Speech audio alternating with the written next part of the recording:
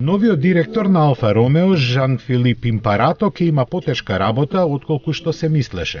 Иако тој со своите изјави и настапи покажува доволно енергичност да се справи со предизвиците, бројките сепак кажуваат дека ќе му треба повеќе медитеранска темпераментност и наетливост. Дека е така покажа една кратка вест со која Алфа Ромео требаше да се пофали, но таа всушност илустрираше колку длабоко е заглавена компанијата.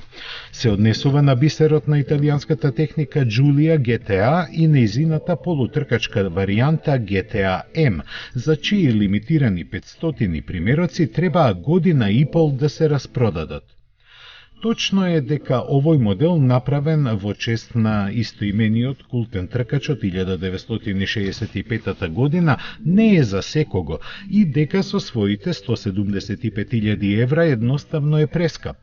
Но исто така е точно и дека други многу поскапи лимитирани модели направени од познати и непознати компании се распродаваат уште пред јавноста да дознае за нив.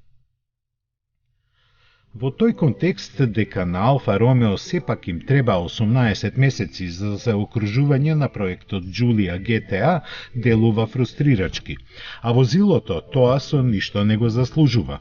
Направено е со врвен акцент на перформансите кои ги обезбедува 2,9 литарскиот твин турбо V6 мотор со цели 540 конски сили.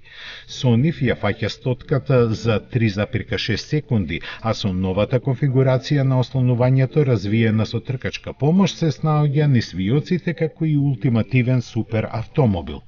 Тоа добро го сватија купувачите од Кина, Јапонија и Австралија, каде, според Алфа Ромео, отидоа многу примероци од Giulia GTA.